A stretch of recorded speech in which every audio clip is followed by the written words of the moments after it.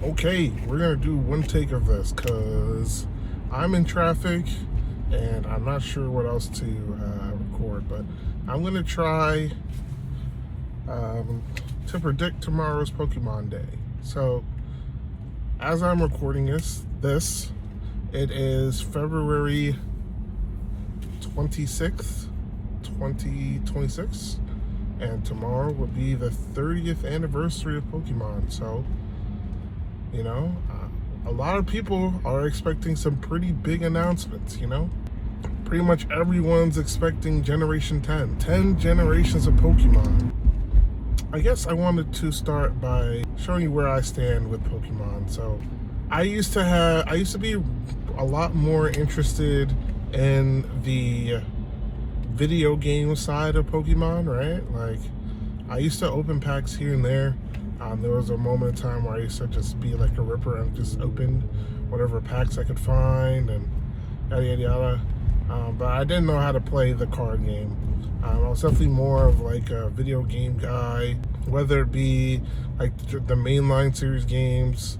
I dabbled in Mystery Dungeon from time to time. Some of those stories are absolutely cracked. They're insane. If you haven't played Explorers of Sky, go ahead and play that. One day I was watching I believe it was the 2023 World Championships. I believe those were in Japan. And as I was watching that, there's a truck trying to get into here. I'm not sure how that's going to work. But yeah, as I was watching that, I was watching the TCG finals. It was Vance Kelly versus Tord Reklev. And I had no idea who these people were. I had no idea Tord was one of the best players in the world. Went to like game 3 and pretty hype. So I'd already had a bunch of like cards, and I was like, why don't I download the simulator and give the TCG an honest shake? So I did. And I downloaded TCG Live, and to be honest, the game's incredibly easy to understand. At least the rules and how the game flows, etc. But it's definitely hard to master, and it definitely strikes that blend of complexity, but like the barrier to entry is very low, right?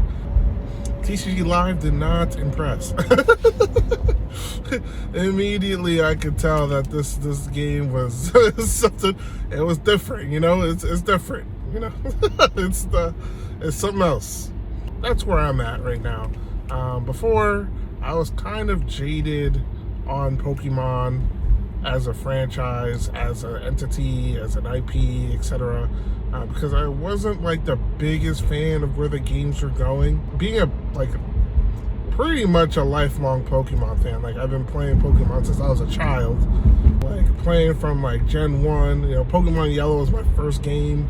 I'm not even that old. I'm like 30, but like, yeah, Pokemon Yellow was my first game. Like, moving on to Gold version, playing Pokemon Sapphire,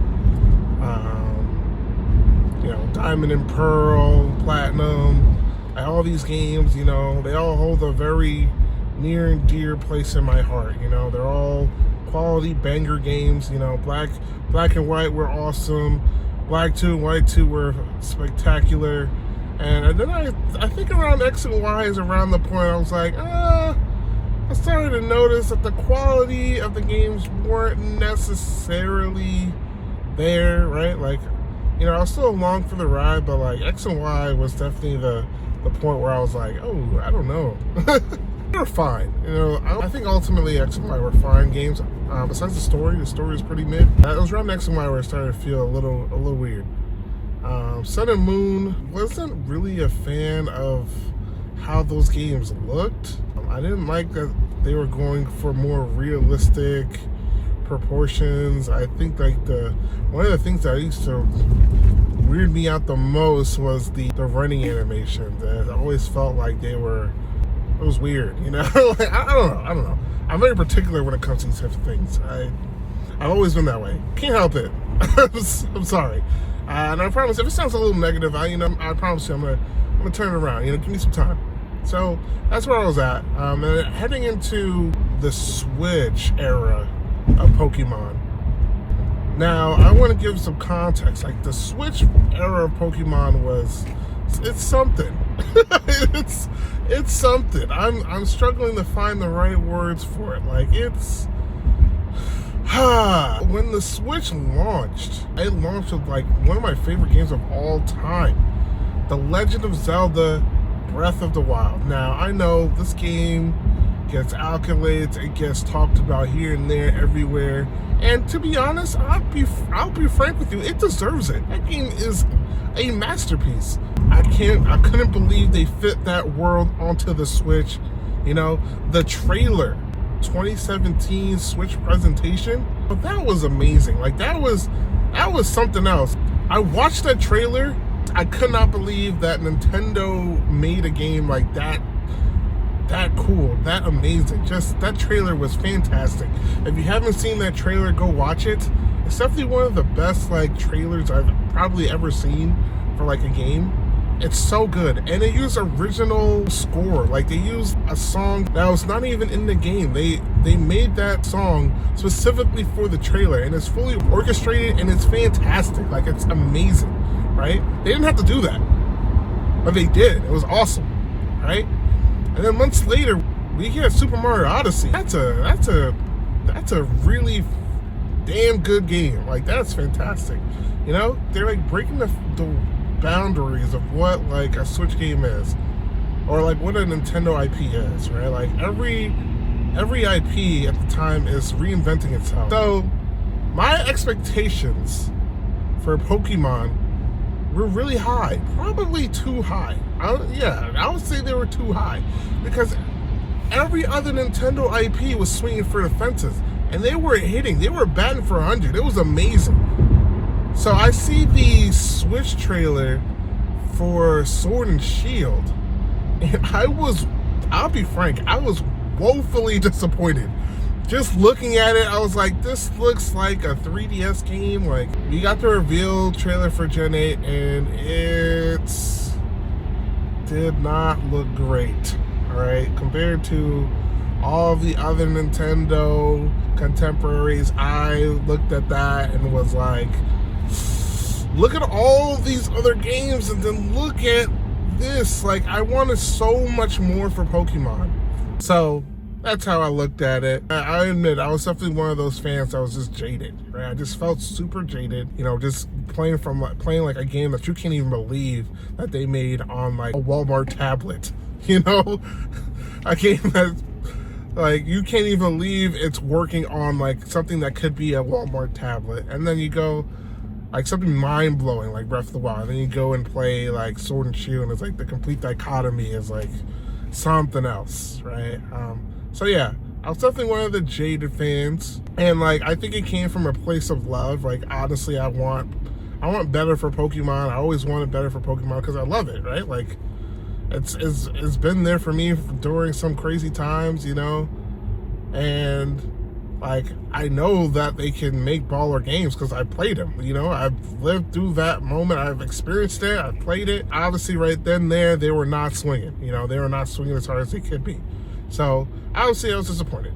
As the DLCs come out, I don't even bother buying the DLC. I'm, like, super jaded on, like, Pokemon.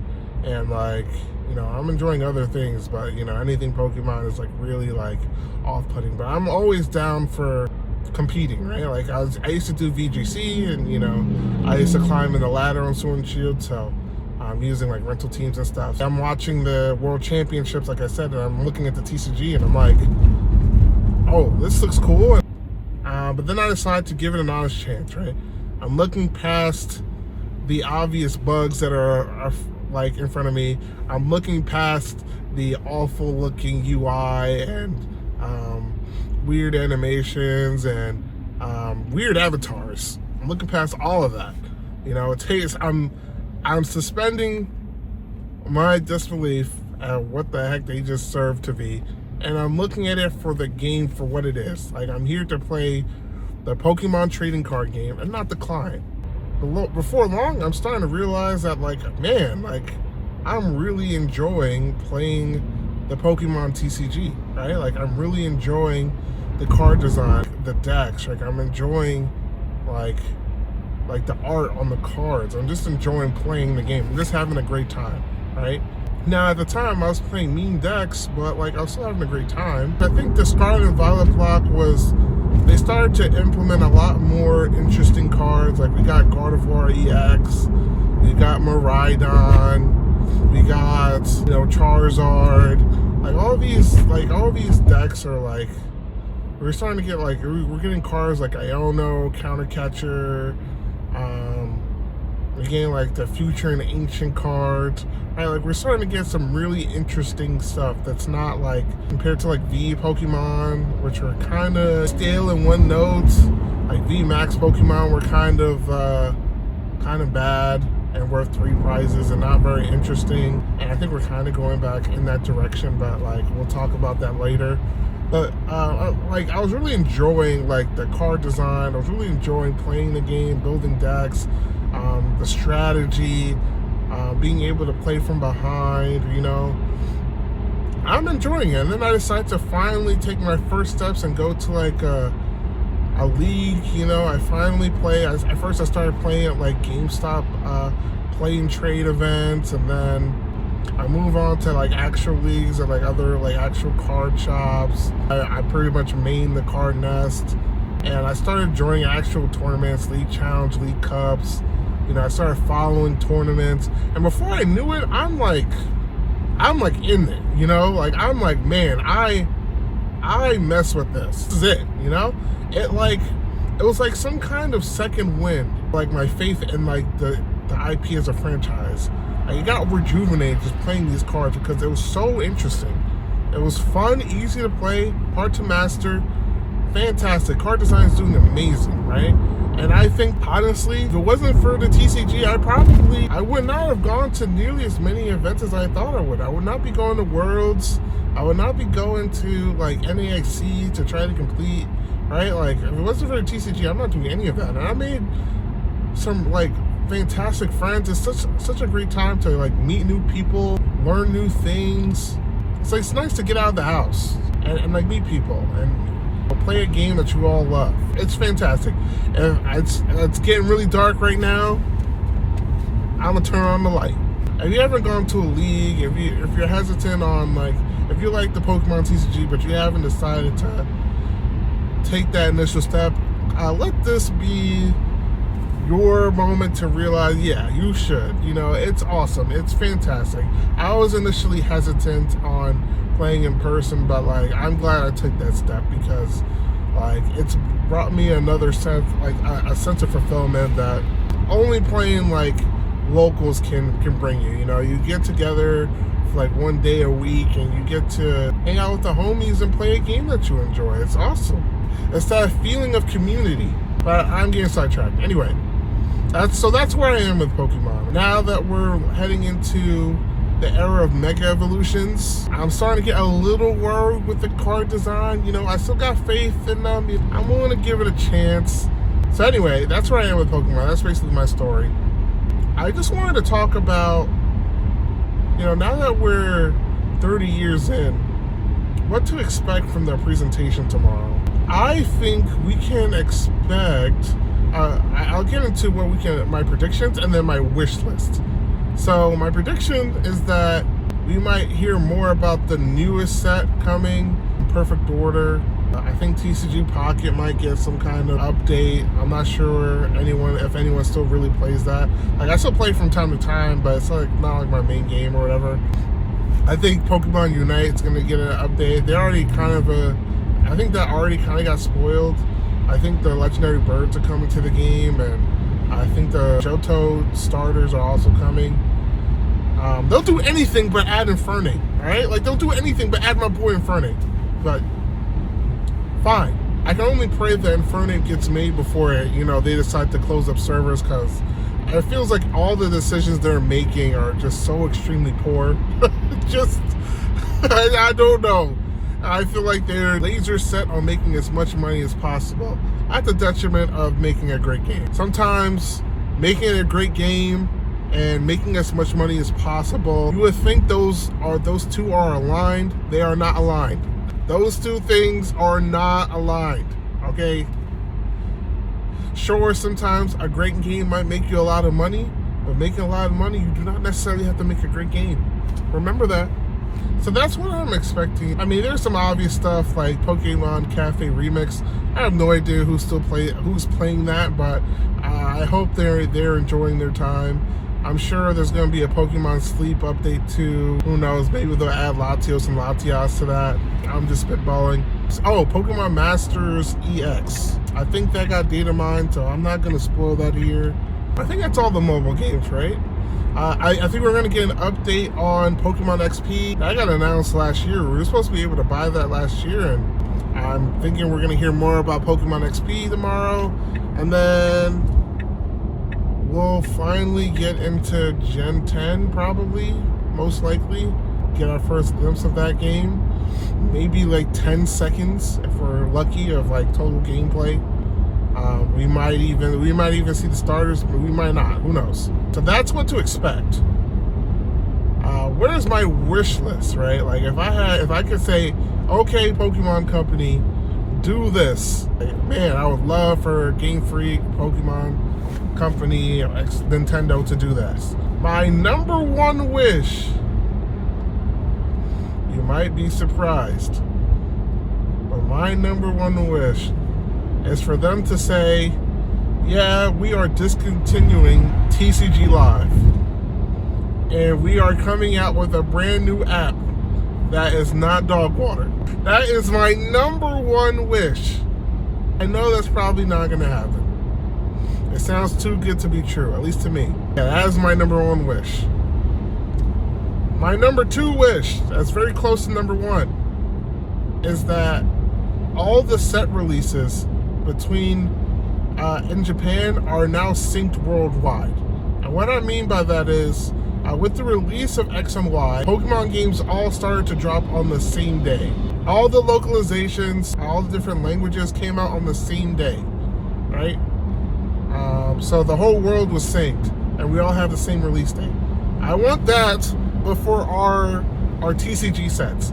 So right now, Japan is playing in a post-rotation world while we're still playing in pre-rotation, right? We're still playing Phantasmal Flames. And like a couple, like maybe like a week and a half, Ascended Heroes will be legal and we'll be playing in that format. But Japan's already moved on to a post-rotation world. They're playing with Perfect Order, and they are all, I think by the time we get our rotation, before we even get our rotation, they're going to be playing with Ninja Spinner. They're going to be playing with a whole nother meta that we probably won't even see, right? And like, they just get to play more Pokemon, right? And essentially, I would love for all of our sets releases to be synced so that we're all playing similar formats. So that like we don't have these really long stretches of like this very same format. There's like always a point where like the US gets real, or like the rest of the world gets really close to Japan in terms of like release, and then there's some kind of disconnect. We don't get like another set until that January, which is already kind of late, and then in January their rotation happens and they get a new set too. So yeah, I'm just hoping that that gets resolved and we all get to play like the same amount of Pokemon, so that we get these like ridiculously like overcrowded sets. Like Ascended Heroes is our largest set ever, and that's supposed to be a specialty set. Like, why is it as big as Fusion Strike, but you have less opportunities to pull things? So like the pull rates get really weird.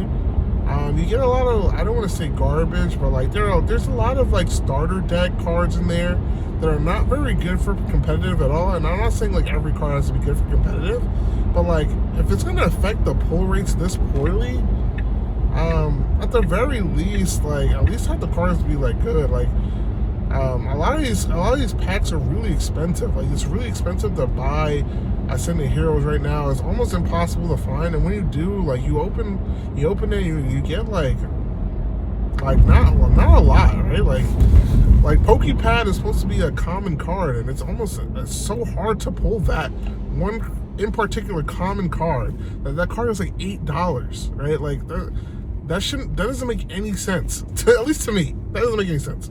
So I'm hoping that we get like smaller sets or sync sets with Japan. Sets are smaller, we get more frequent releases, and we get to play the same amount of Pokemon as Japan. That's my number 2 wish. Number 1, we delete TCG Live forever. Number 2, synced set releases. All right. And number 3 is a lot smaller, but number 3 is I hope that Gen 10 is good. I'm hoping that it's like their Breath of the Wild. It's like their Mario Odyssey. It's like their Splatoon 2. It's like their Super Smash Bros. Ultimate. It's their ultimate game where it's actually like, wow, you play it and you're like, wow, I cannot believe that this is a game that I am playing right now, right? That is my wish number 3. Now, chances of that happening, just like the chances of all of my wishes happening tomorrow, I would say they're less than 1%, okay? I'm not naive. I understand that anything that I'm asking for right now will probably not happen, but it is my wish list for a reason. Allow me to be naive. Allow me to be delusional. It is my channel. This is my video. So, yeah. Those are all 3 of my things. I do not talk for this long that often. And I don't have anything to drink. That's all of this is so poorly prepared. And I just decided to do this off the cuff. I'm going to try and see if I can get this out before Pokemon Day tomorrow. So we'll see how well I did on my predictions. And we'll also see if anything on my wish list comes true.